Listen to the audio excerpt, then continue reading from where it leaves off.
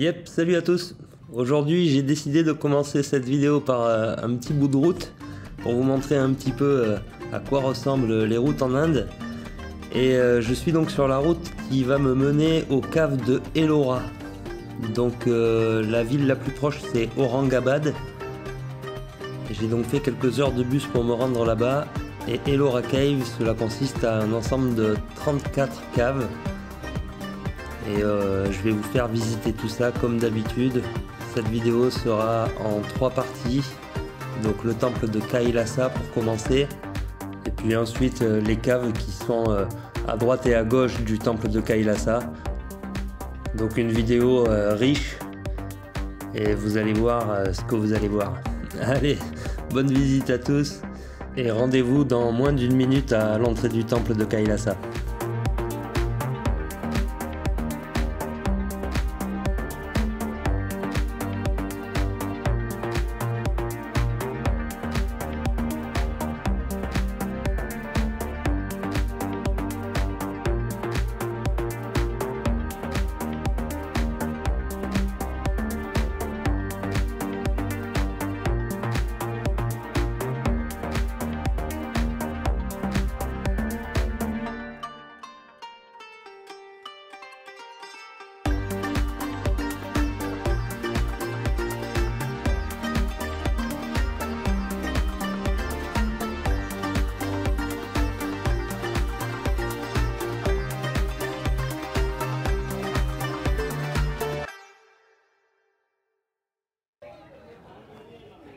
Yep les amis, salut à tous.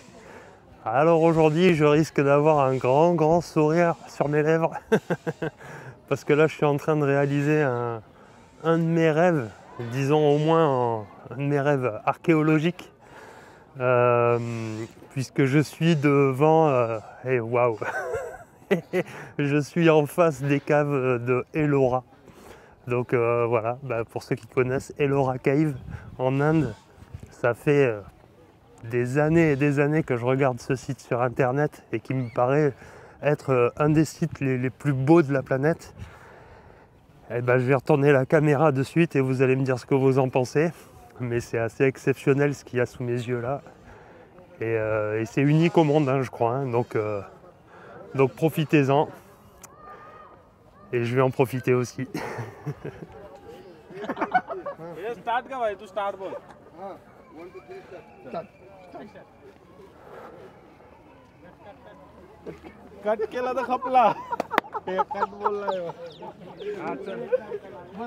Alors, vous en pensez quoi?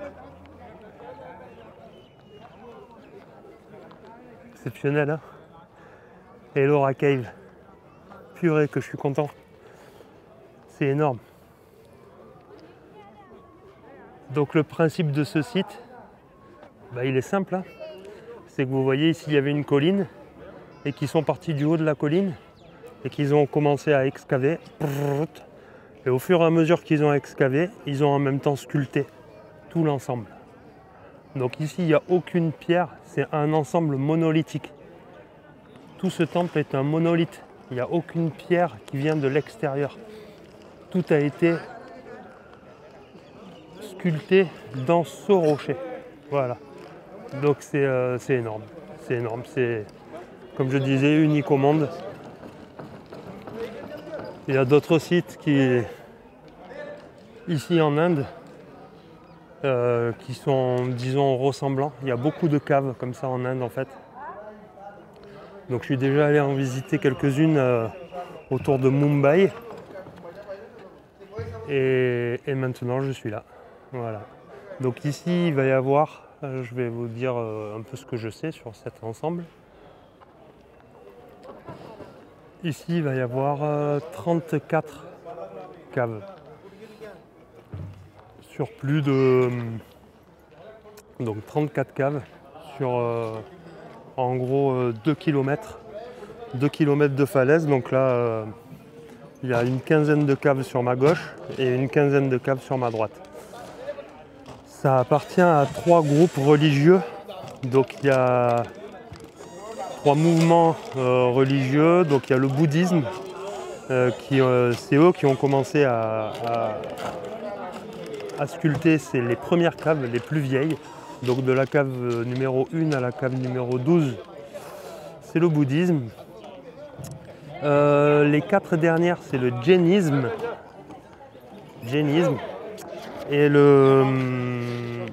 Et celle du milieu, alors attendez, c'est le brahmanisme, un truc comme ça. Donc je vais vous le dire ça de suite. Ouais, c'est ça, c'est le brahmanisme.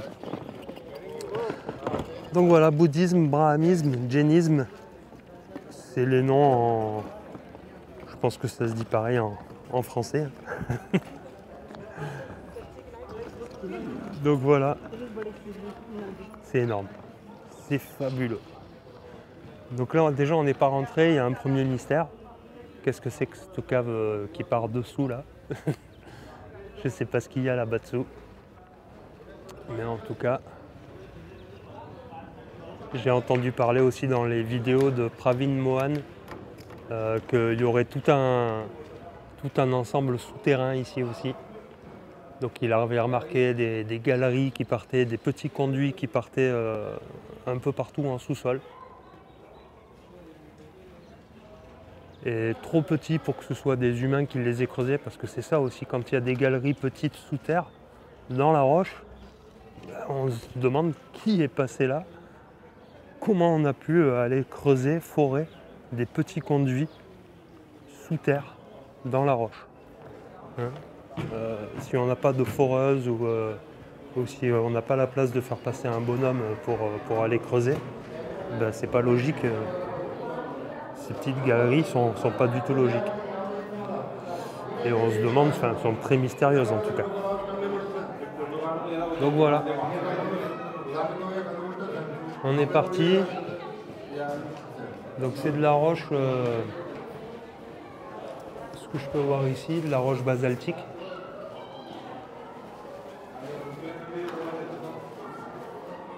Donc je suis venu ici accompagné d'un chauffeur de tuk-tuk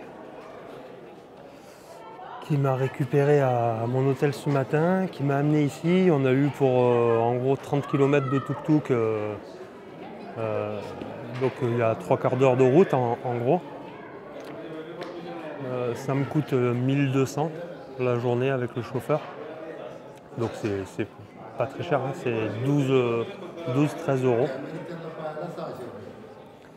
Et l'entrée du site c'est 600, donc c'est 6-7 euros. Donc voilà, ça me fait une journée à 20 euros avec toutes les visites des caves et le gars qui m'attend, je lui ai dit qu'il m'attende 5 heures. Donc j'ai 5 heures pour visiter les caves d'Ellora. 34 caves, 2 km de parcours. Et puis déjà je sens que je vais passer un bon moment ici sur ce premier temple. Regardez ça quoi. Qu'est-ce que je suis content. J'en tremble presque, j'ai ma main qui tremble. J'espère que l'image ne tremble pas. On dirait un gamin quoi. Oh là là. Après il va falloir aussi que j'aille escalader là-haut pour avoir une vue d'en haut parce que je ne pourrais pas sortir mon drone, il y a des gardes partout. Il y a vraiment des gardes partout là, ils sont rien que sur ce temple là, j'en ai vu une quinzaine. Et je viens juste d'entrer. Hein. Mais il y a vraiment des. Voilà. C'est très surveillé. Donc je pense pas que je pourrais sortir mon drone, à moins que je demande hein, quand même, je verrai, je vais voir. Bon, intéressons-nous à ce qu'il y a sous nos yeux. Déjà. Avant de penser à autre chose. C'est énorme, je sais pas par où aller. Donc là. Oh là là, je sais pas par où commencer. Impressionnant. Tout est entre les gravures, parce que bon, il y a les gravures à regarder, mais il y a aussi tous les détails des pierres. Tout est... Moi, j'aimerais repérer des marques d'outils parce que là, pour l'instant, c'est un peu difficile de repérer les marques d'outils.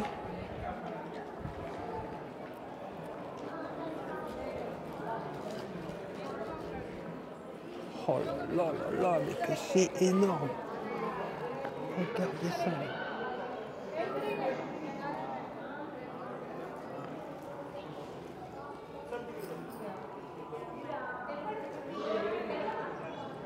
Ça va être super, je sens. Bon, je vais rentrer par là, je vais monter. Parce que ça aussi, ça m'intriguait. En fait, on voit beaucoup de photos sur Internet. Mais on ne se rend jamais compte de qu'est-ce qu'il y a à l'intérieur. Vous voyez ce que je veux dire? Tout le tour du temple, il y a des galeries comme ça un peu souterraines. Et on ne se rend jamais bien compte qu'est-ce qu'il y a dedans. Donc là, bah, vous allez pouvoir voir ce qu'il y a dedans. Alors là, je parlais de marque d'outils, là j'en vois, hein, au fond de ces trucs-là. Attendez, je vais essayer de monter, parce que j'aimerais savoir ce que c'est ça. Ah non, voilà, je pensais que c'était un bassin, mais non, c'est juste encore une excavation qui n'est pas terminée. Et bon, je parlais de marque d'outils, ici on les voit bien. Donc là, on est sur une partie assez brute.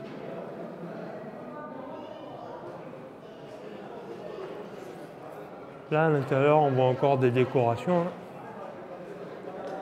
Donc tout est très bien travaillé. Les piliers. Hop.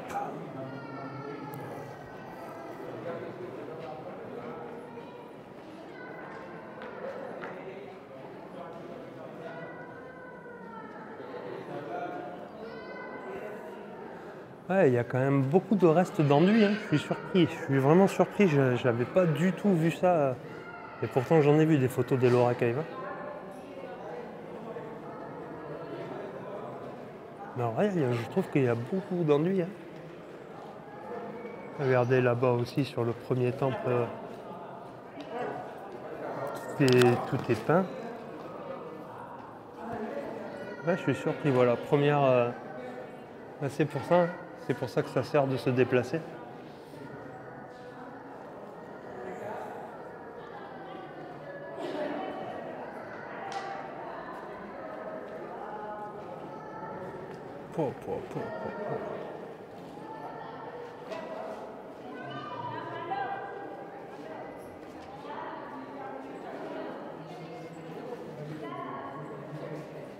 Vous voyez les petits bonhommes là?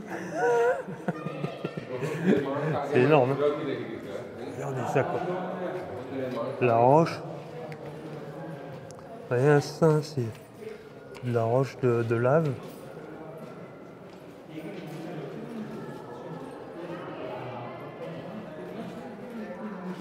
Avec des toutes petites bulles. Parce qu'il y a différentes roches basaltiques. Il y en a avec des plus ou moins grosses bulles à l'intérieur. Là, celui-là, c'est un basalte assez compact quand même. Avec des trous quand même de temps en temps.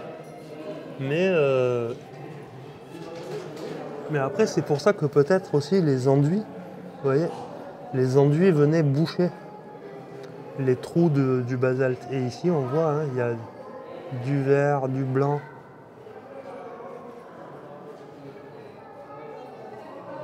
Là, ils ont fait des petits trous. Moi, ça devait juste pour être accroché pour accrocher des choses, voire même des animaux peut-être, ou des... je sais pas. Mais il y en a à tous les piliers, à peu près aux mêmes endroits.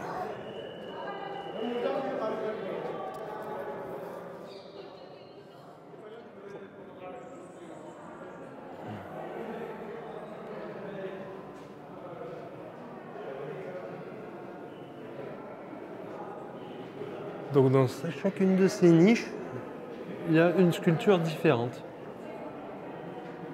Alors je vous en marquerai peut-être un peu plus, comme d'habitude, sous les vidéos, quand j'aurai lu un peu plus ou que j'en aurai entendu un peu plus, je vous marquerai des informations dessous. Mais bon, là, on voit un grand Bouddha, on voit un grand personnage quand même. Et des plus petits personnages à côté, ou qui sont peut-être à genoux aussi, hein, en train de le saluer. On voit ce personnage qui a plusieurs bras d'ailleurs, il a 4 bras. Hein. Bon, on continue le tour, c'est énorme. Oh. Wow. Bon, là on est un peu dans l'obscurité, mais regardez celle-là. Regardez le détail des choses, quoi. Vous voyez? La cheville,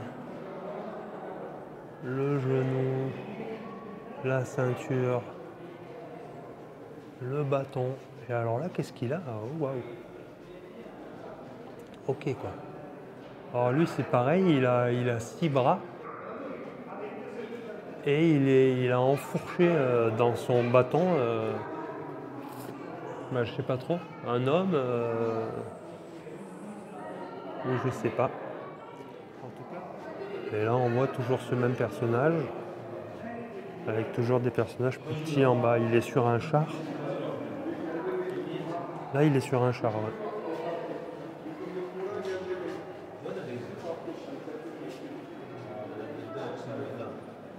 Ah, il a un trident de Poséidon.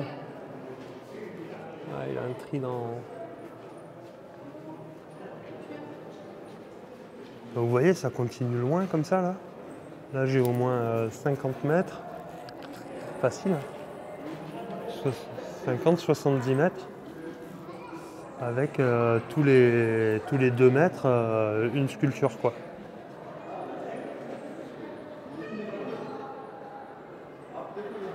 Ces gros piliers, voilà, qui vont supporter le plafond des caves. Et donc nous, on a fait déjà ce premier tour, ce premier coin. Temple principal. Ah, des touristes.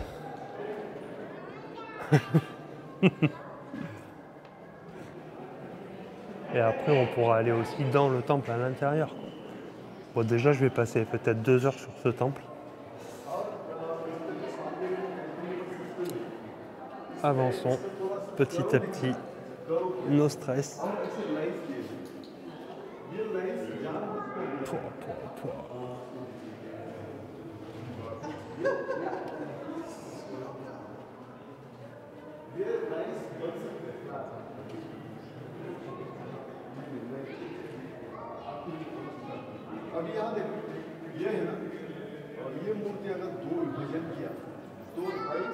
Impressionnant. Hein. Voilà, je continue à regarder rapidement les gravures. J'espère que la mise au point est bonne, il n'y a pas trop de lumière. J'ai l'impression que c'est un peu flou. Des fois, il force sur la mise au point un peu. Mais là, c'est vraiment que il manque de lumière.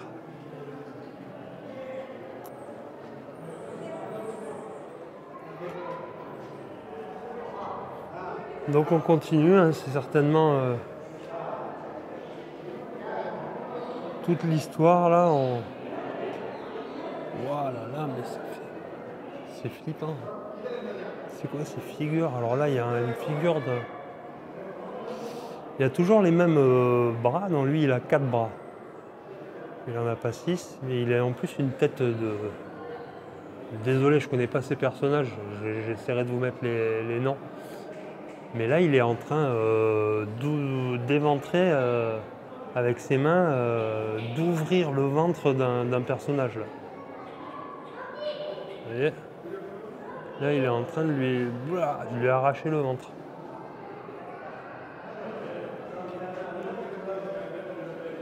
Mais c'est bien, voilà, il a une tête de monstre. À côté, là, on revient avec la tête de... je sais pas, ce personnage, pareil, il a encore 4 bras. Ou 6.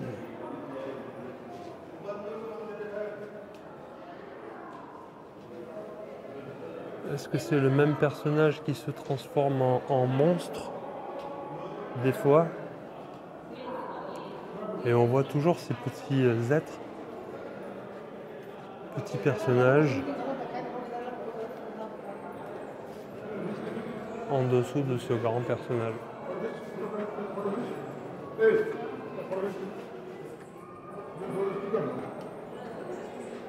Voilà, il est sur les épaules d'un autre. Waouh.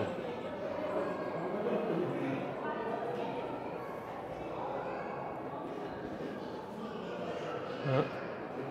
Je sais pas qu'est-ce qu'il a fait avec sa tête là. Là, on dirait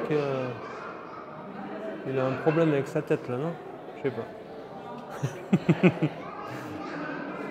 Et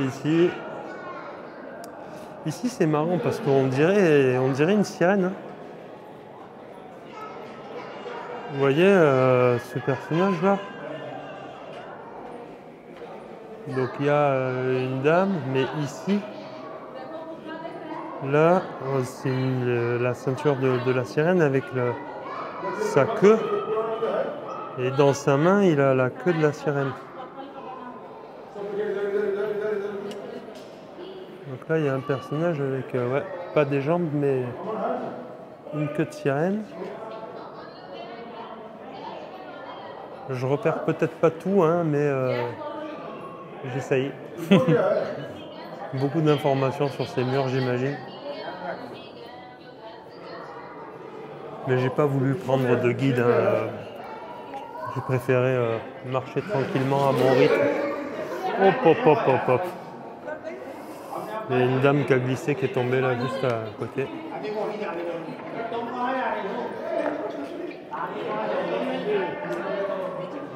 Donc toujours le mur des éléphants et le temple central. Regardez la hauteur de mur qu'il y a là, tout ça excavé. Je crois que j'ai retenu qu'il y avait 500 000 mètres cubes de pierre qui avaient été enlevés. 500 000 mètres cubes de pierre. Donc pour construire Borobudur, par exemple, le temple de Borobudur, il a fallu 50 000 mètres cubes de pierre. Voilà. Donc, Borobudur égale 50 000 mètres cubes de pierre. Ici, 500 000 mètres cubes de pierre. Donc 10 fois plus de volume de pierre enlevé que ce qu'ils ont monté par exemple à Borobudur. Voilà.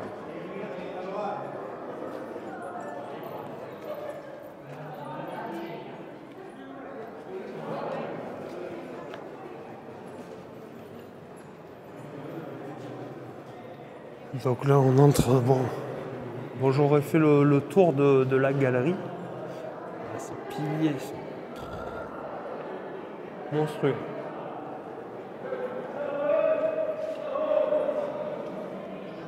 Vous voyez, tout est quand même bien travaillé. Alors après, il y a beaucoup de trous aussi comme ça. Il y en a beaucoup qui ont été bouchés. Vous voyez?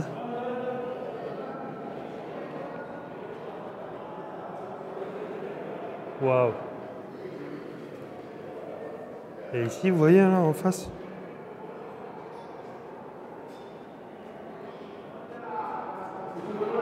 C'est fou ça.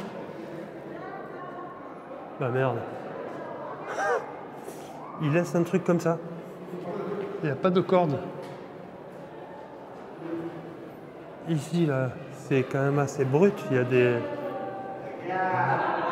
beaucoup de traces d'outils. Donc ils n'ont pas fini d'excaver ici à mon avis.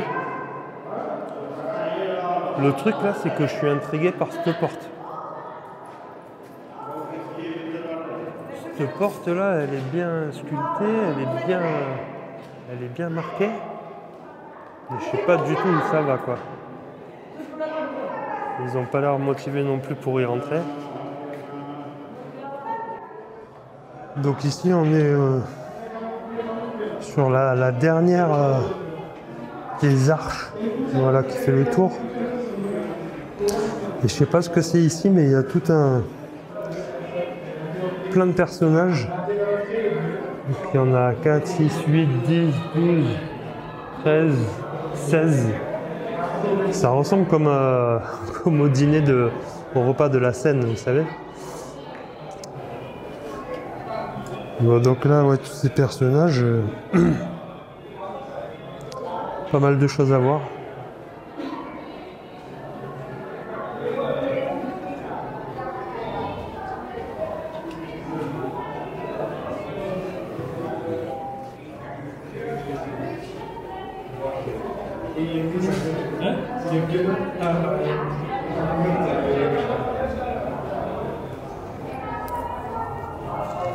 Ce genre de petites choses comme ça. Il y a un petit personnage sur les genoux de celui-là. Ici aussi. Un autre ici, sur les genoux. Après en bas, il y a des animaux représentés aussi. Vous voyez ?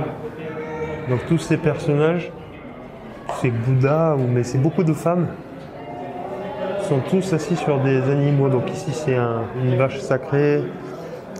Ici par contre c'est un personnage ailé, je ne sais pas ce qui c'est. Vous voyez ? Peut-être si je passe par en dessous, vous verrez mieux. Désolé.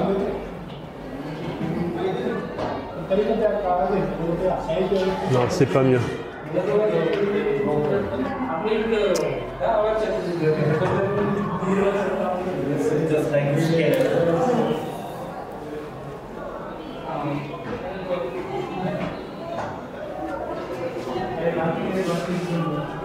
Ah ouais, plusieurs personnages et à la fin ici j'ai l'impression que celui-là c'est quand même un éléphant. On voit la trompe qui est cassée, les défenses. Ici, on dirait une dame âgée avec derrière des personnages. Je sais pas du tout.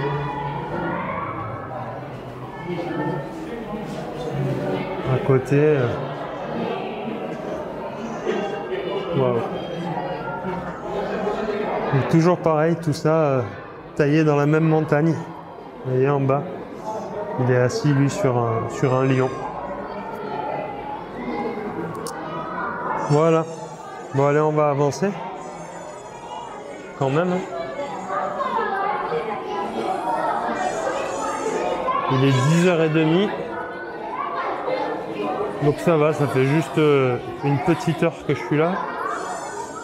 Et j'ai juste fait le tour de la...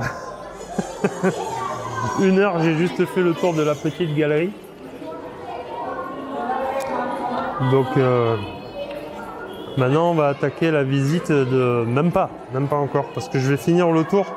On va aller à la galerie qui est là-bas dessous. Elle me paraît plus brute. Je sais pas pourquoi, et on va s'approcher de cette sculpture d'éléphant aussi. Allez. J'ai changé de caméra, donc excusez-moi, mais c'est pas la même façon de cadrer.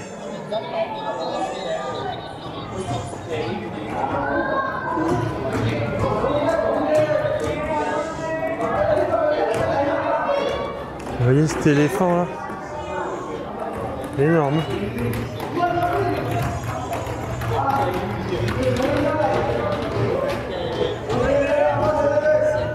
Donc ici il y a une autre grotte. Donc celle-là où je suis allé visiter, que je viens d'aller visiter là. Celle-là ici, avec le repas de la Seine que j'ai appelé. Et celle-là ici, il y a une autre partie galerie. Et après il y en a deux autres. Donc ouais, ici il y a en fait, bon je les vois qui posent leurs chaussures, alors je vais poser mes chaussures aussi.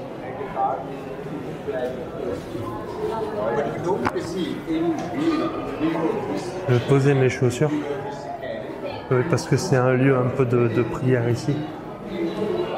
Je vois qu'il y a un lingam.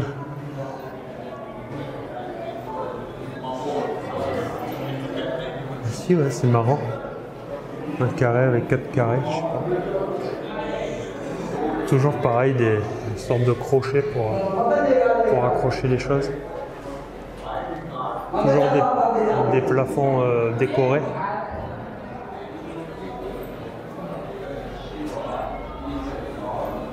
Et par contre ici donc il y a un lingam à l'intérieur.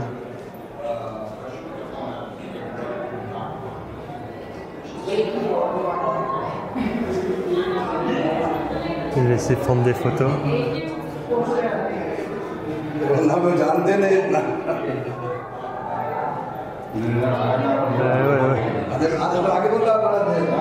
C'est un beau lingam. Voilà, bon, je vais les laisser prendre leurs photos. Ici aussi, il y a de ces crochets comme ça un peu partout. Vous voyez, cette cave là aussi est plus brute, celle-là, où elle n'a pas été terminée. Grosse marque d'outils aussi, d'outillage là.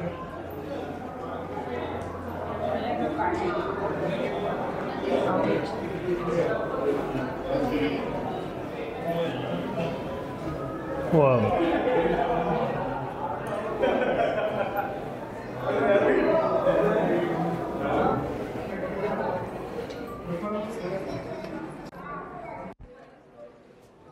Donc là, nous sommes là. Je sais pas, quand on tourne la tête, on remarque quelque chose, mais sur la façade, je voyais là ce gros personnage. Ça, c'est les caves où on vient juste d'aller. Donc ça, c'est la cave de la Seine. Ça, c'est les autres où on vient juste d'aller. Voilà le pilastre.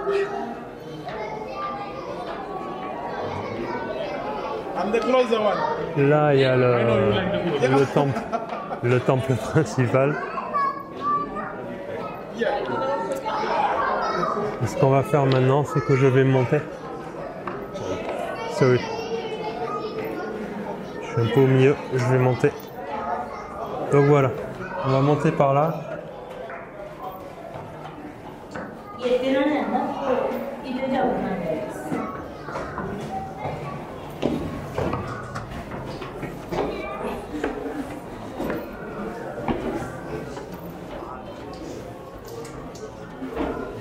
Waouh, c'est énorme.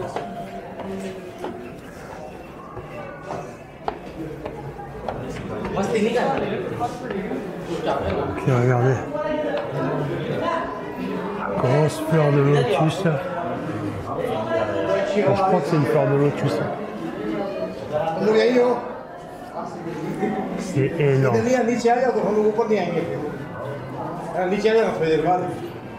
C'est grandiose. Franchement grandiose. Là on a... Et toutes ces peintures, moi c'est la première fois que je vois toutes ces peintures là. J'avais jamais capté qu'il y avait des peintures comme ça qui restaient. C'est magnifique.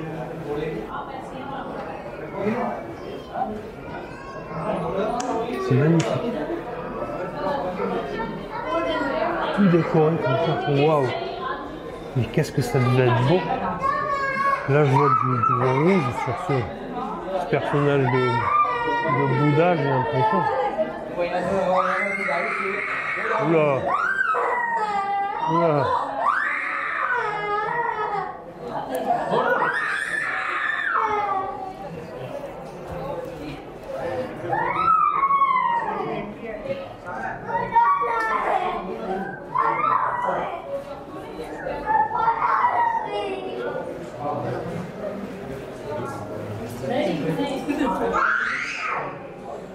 Bon, je vais reposer mes chaussures.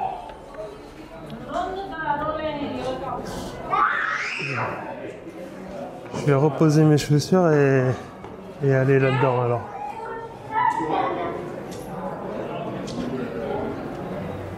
Ah, c'est un peu sombre. C'est sombre.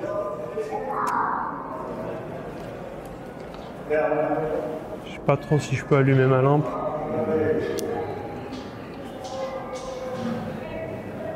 Vous voyez, j'ai ma petite lampe. Je sais pas trop si j'ai le droit. Mais ça, voilà. Donc là, on est au cœur. On est vraiment, je pense, au cœur du temple de Kailasa. C'est le centre, ouais. C'est...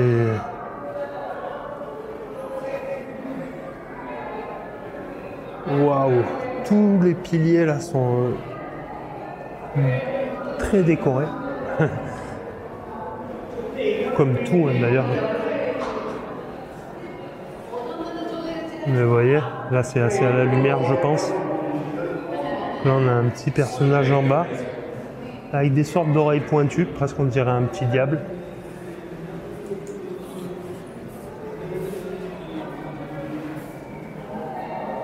Et en haut, ça finit par un Bouddha dans une coupole, comme ça. Alors, en fait, au cœur du temple, comme on aurait pu imaginer, hein, il y a un gros lingam. Désolé pour le cadrage, excusez-moi. Mais voilà, on se rapproche de ce gros lingam, donc. Et là, on est au cœur. Donc, qui dit lingam dit eau. Et qui dit eau dit endroit sacré, quoi. Oups! J'ai loupé la marche. C'est énorme.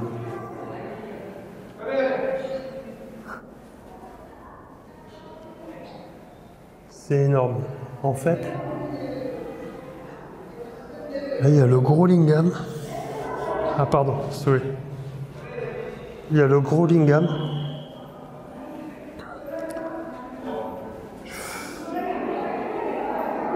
Il y a de l'humidité qui... Il y a de l'humidité dessus, vous voyez? Ça coule. Et après, ça coule, ça tombe dans ça. Et de là, en fait, ça part là. Vous voyez? Et ça va dans le canal. Et ça sort par là-bas.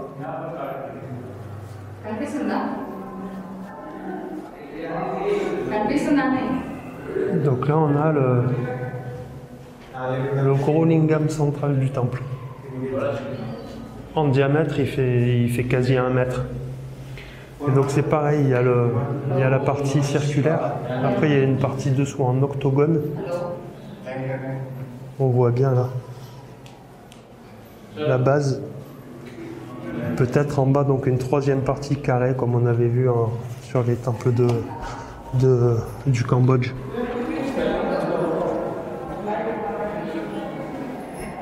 Il y a beaucoup de choses à remarquer, hein. Je pense que cette vidéo va être très longue. Mais c'est tellement une chance d'être là.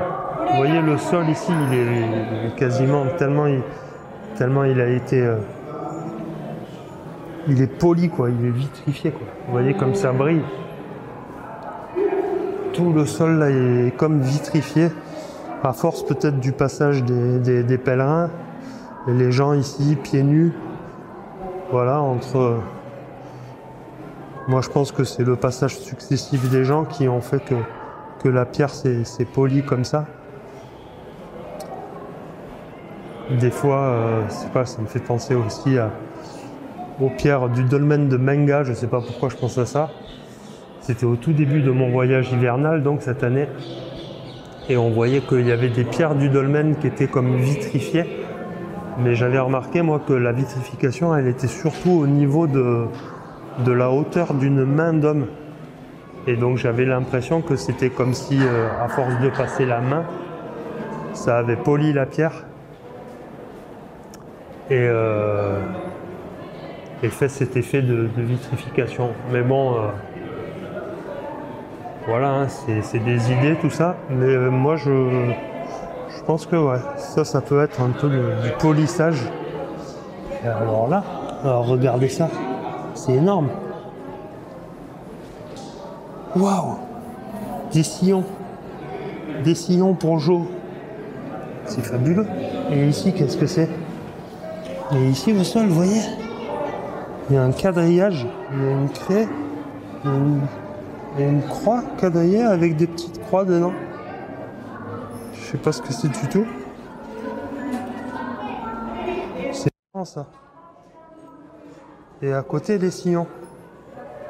Bon, je vais regarder un peu plus le sol maintenant parce que ces marques avec ces sillons, c'est quand même à mon avis un gros sujet. Quelque chose d'assez particulier. Il y a des gens qui disent que c'est des marques, des aiguisoirs pour sabre. Mais quand je vois les emplacements de ces petits signes, de ces sillons, c'est pas normal. Vous voyez des sillons ici, j'en ai pas vu encore. J'ai quand même fait quasiment le tour du temple, j'en ai pas vu. Et où est-ce que sont ces sillons? Ils sont sur le sol à l'entrée du temple principal. Et il n'y en a que 5. Je veux dire, personne n'aurait eu l'idée de venir aiguiser son sabre là, c'est n'importe quoi. Pour moi, c'est plus... Là maintenant, je vais arrêter des fois de prendre des pincettes et dire que bon, voilà, c'est n'importe quoi. C'est pas un aiguisoir, quoi. C'est pas possible, quoi. On le retrouve sur trop d'endroits sacrés, à des endroits vraiment très spéciaux, quoi. Sur les murs d'Égypte, à 5 mètres de haut, à l'entrée du temple de Edfou, à 5 mètres.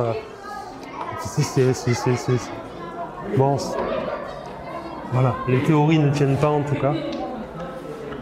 Et celle qui a le plus de sens, c'est que c'est une symbolique, ou même peut-être pour noter le passage d'un certain peuple. Vous voyez? Et il y a des choses partout au sol là. C'est dingue, il faudrait pas se refaire le... Regardez, je sais pas, vous voyez là? Là on est sur quelque chose de... Comme si on avait dessiné un temple de Angkor Wat, quoi. On est sur, vous voyez, quelque chose de... un carré avec un autre carré dedans et un rond, ou alors c'est un lingam avec la sortie ici. Je sais pas, mais c'est un carré, un rond, un autre carré, je sais pas. Et il y a bien quelque chose encore pareil par terre ici. C'est bizarre toutes ces marques, ces petits dessins là. Et c'est marrant aussi de voir, j'ai commencé à regarder ces marques de sillons et tout le monde est venu autour s'approcher en se demandant ce que je regardais. Et tout le monde a pris les sillons en photo. Ils m'ont même demandé, tiens, mais qu'est-ce que tu regardes? J'ai dit, bah ouais, j'ai vu ces marques en Égypte, en France, pardon.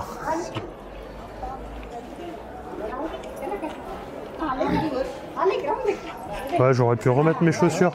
Je suis parti pieds nus en chaussettes. Tout le monde a remis ses chaussures. On est bien pieds nus en fait. Donc ici c'est marrant parce qu'il y a 4 pièces mais un peu plus brutes. Vous voyez? Là il n'y a pas trop de décoration.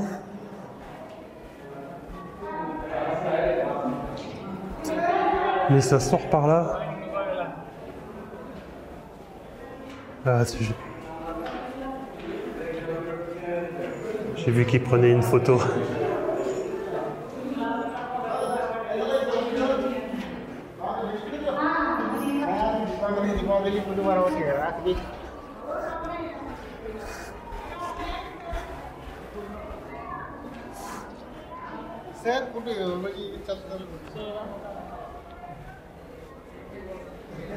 Donc là on est sur un côté, waouh. Bon bah j'ai quasi tout vu. Je sais pas si je peux monter plus haut. Hop là, pardon. Je vais essayer d'aller tout là-haut pour avoir une vue du dessus du temple. Mais je sais pas si je peux monter sur le toit. Juste sur le toit de ça. Je pense pas. Bon, en fait, attendez. En fait, j'ai oublié de voir quelque chose. En fait, j'ai oublié de voir à l'intérieur. J'ai cru qu'il y a... Je crois qu'il y a d'autres...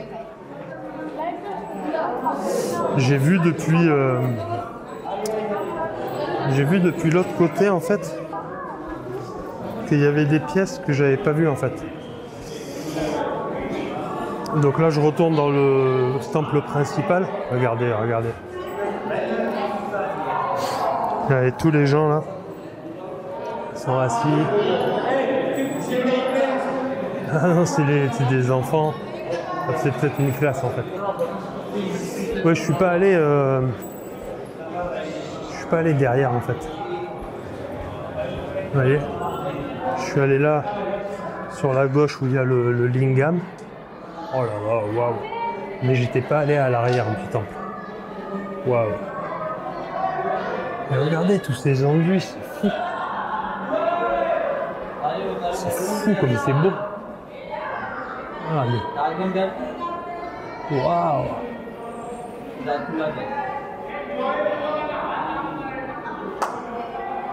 Tout devait être enduit, ça devait être d'une beauté. Déjà que c'est beau aujourd'hui, mais alors là, moi j'espère que les images sont correctes. Ici là on a un petit temple avec, à mon avis, ici il devait y avoir un lingam. Vous voyez au sol, un carré, comme l'emplacement d'un lingam en fait peut-être. Je sais pas. Je dis ça, mais moi là encore on voit un peu des enduits comme ça sur le bord des plafonds. Puis je vais descendre. Hop. Regardez. Donc on a fait tout le tour là d'en bas. C'est grand, hein. 500 000 mètres cubes de pierre. C'est fou.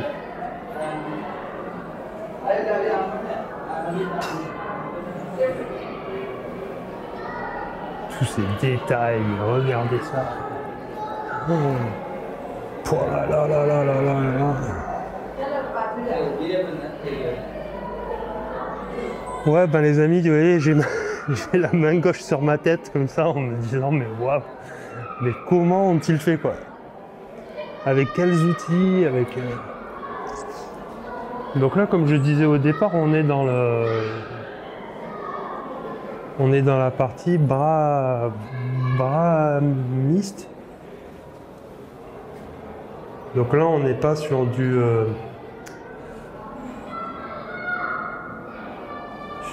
sur un temple bouddhiste, on est sur un temple brahmiste.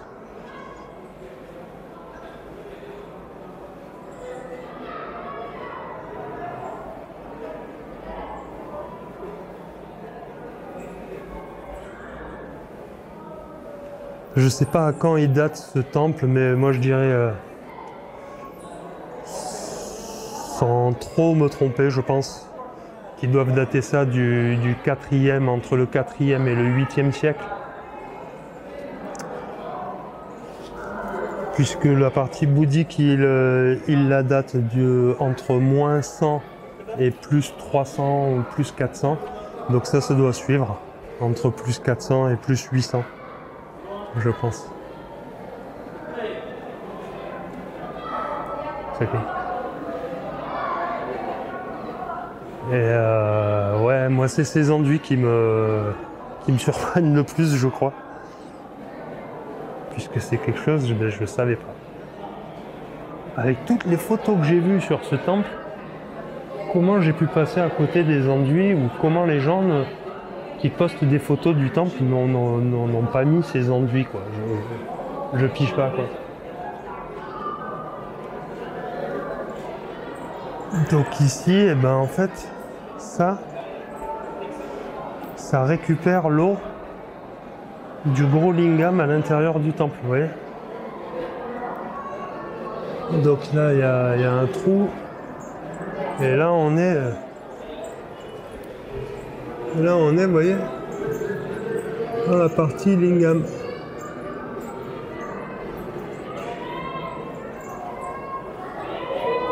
Voilà.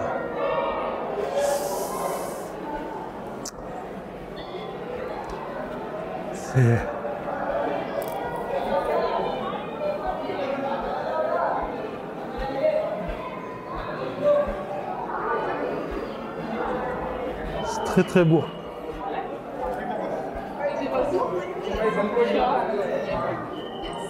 Voilà. Bon, ben, je pense que je peux dire que j'ai fait le tour du temple. Je suis très content d'avoir trouvé ces sillons. Et surtout très content d'avoir pu voir ce temple de Kailasa, qui est pour moi une des plus belles réalisations architecturales au monde. Voilà, en tout cas c'est unique. C'est unique et j'avais hâte de voir ça. Vous voyez ces sillons, c'est marrant, hein, ils sont là. Et ça c'est le petit à qui j'ai montré ça tout à l'heure avec la chemise verte. Mais sinon, beaucoup de gens passent par-dessus sans y faire gaffe, hein, bien entendu, c'est normal. Hein.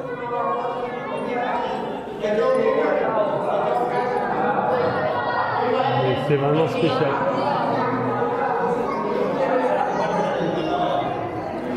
Bon allez, on va mettre les chaussures et puis on va aller explorer les autres caves. Hein. Il y a 34 caves. Donc 34 caves.